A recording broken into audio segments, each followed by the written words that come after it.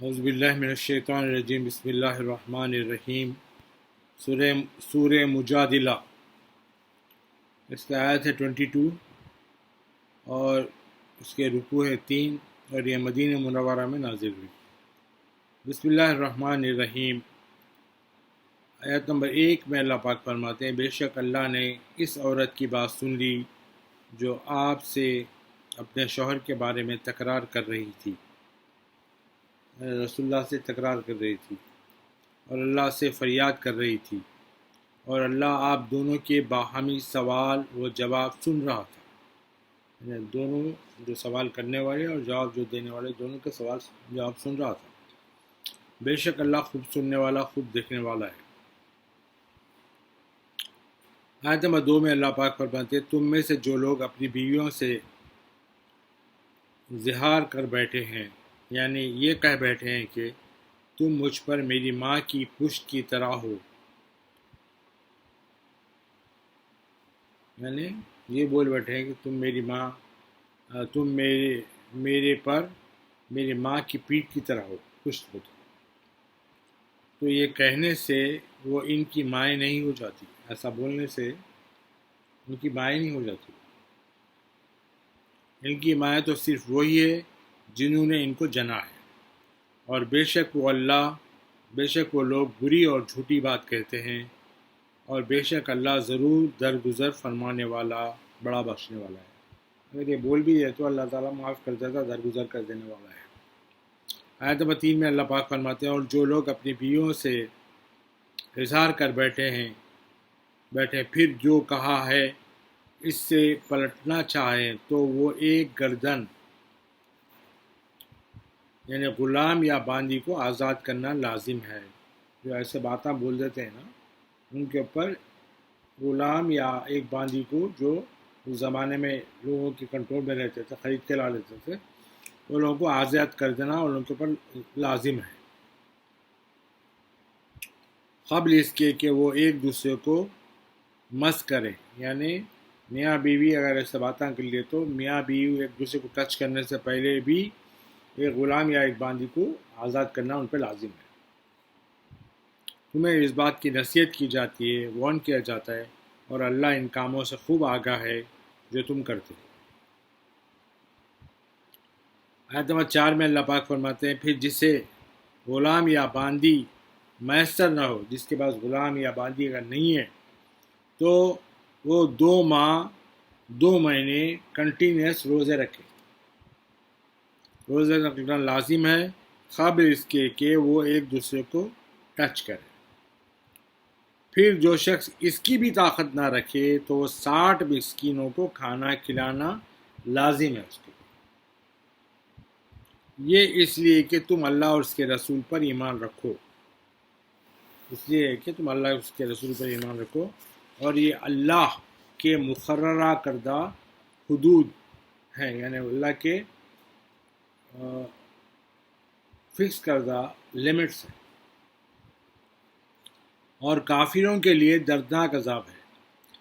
آیت نمبر 5 میں اللہ پاک فرماتے ہیں، بے شک جو لوگ اللہ اور اس کے رسول سے دشمنی رکھتے ہیں وہ اس طرح ذلیل کیے جائیں گے جس طرح ان سے پہلے لوگ ذلیل کیے جا چکے ہیں، اور بے شک اللہ نے واضح آیت نازل فرما دی ہیں اور کافروں کے لیے ذلت انگیز عذاب ہے۔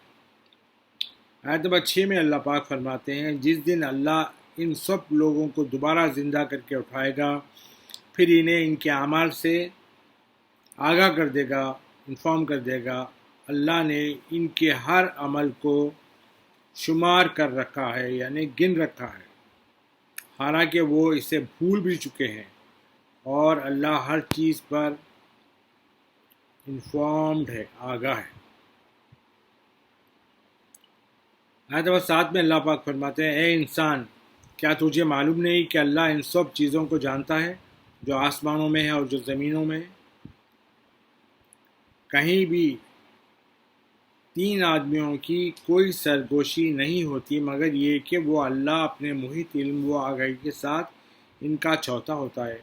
3 آدمی بیٹھ کے آپس میں باتیں اشاروں میں کر لیتے تو یعنی اس میں چوتھا اللہ ہوتا ہے۔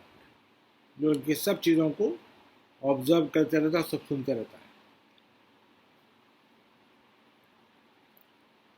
اور نہ ہی کوئی 5 آدمیوں کی سرگوشی ہوتی ہے مگر وہ اپنے علم محیط کے ساتھ ان کا چھٹا ہوتا ہے. اللہ تعالیٰ کی نالج کی اللہ تعالیٰ وہاں پہ 5 لوگ بات کرتے بیٹھتے ہیں تو چھٹا وہاں پہ اللہ موجود رہتا ہے. اللہ تعالیٰ کے پورے علم کے ساتھ وہ پوری چیزوں کو کنٹرول کرے ہوئے رہتا ہے اللہ تعالیٰ. اور نہ اس سے کم لوگوں کی اور نہ زیادہ کی مگر وہ ہمیشہ ان کے ساتھ ہوتا ہے. یعنی اللہ ہمیشہ ان کے ساتھ ہوتا ہے، چاہے جتنے کم لوگ ہو چاہے جتنے زیادہ لوگ. جہاں کہیں بھی وہ ہوتے ہیں پھر وہ قیامت کے دن انہیں ان کاموں سے خبردار کر دے گا، ان کو انفارم کر دے گا جو وہ کرتے رہے تھے. بے شک اللہ ہر چیز کو خوب جاننے والا ہے. آیت نمبر 8 میں اللہ پاک فرماتے ہیں، کیا آپ نے ان لوگوں کو نہیں دیکھا جنہیں سرگوشیوں سے منع کیا گیا تھا؟ یعنی ایسا اشاروں میں باتیں کرنے سے جس کو منع کرے تھے، پھر وہ لوگ وہی کام کرنے لگے جس سے روکے گئے تھے. اور گناہ اور سرکشی اور نافرمانی رسول اللہ صلی اللہ علیہ وآلہ وسلم سے متعلق سرگوشیاں کرتے تھے، چپکے باتیں کرتے تھے رسول اللہ صلی اللہ علیہ وآلہ وسلم کے بارے میں. اور جب رسول اللہ صلی اللہ علیہ وآلہ وسلم کے پاس آتے تو آپ صلی اللہ علیہ وآلہ وسلم کو ان نازیبا کلمات کے ساتھ سلام کرتے ہیں جن سے اللہ نے آپ کو سلام نہیں فرمایا. یعنی رسول اللہ کے ساتھ بے حرمتی کرتے، کچھ غیر غلط باتوں کے ذریعے اللہ رسول اللہ کو وش کرتے، جیسے اللہ نے کبھی رسول اللہ کے ساتھ ایسا نہیں کیا ہے. اور اپنے دلوں میں کہتے ہیں کہ اگر یہ رسول سچے ہیں تو اللہ ہمیں ان باتوں پر عذاب کیوں نہیں دیتا جو ہم کہتے ہیں. انہیں دوزخ کا عذاب ہی کافی ہے، وہ اسی میں داخل ہوں گے اور وہ بہت ہی برا ٹھکانہ ہے. آیت نمبر 9 میں اللہ پاک فرماتے ہیں، اے ایمان والو، جب تم آپس میں سرگوشی کرو تو گناہ اور ظلم و سرکشی اور نافرمانی رسالت مآب صلی اللہ علیہ وسلم کی سرگوشی نہ کیا کرو. یعنی جب آپس میں بیٹھ کے پھس پھس کرتے ہیں، جب اشاروں سے بات کرتے ہیں تو اس میں رسول اللہ صلی اللہ علیہ وسلم کے خلاف کوئی بات مت کیا کرو. اور نیکی اور پرہیزگاری کی بات ایک دوسرے کے کان میں کہہ لیا کرو، نیک باتیں کر لو. اور اللہ سے ڈرتے رہو جس کی طرف تم سب جمع کیے جاؤ گے.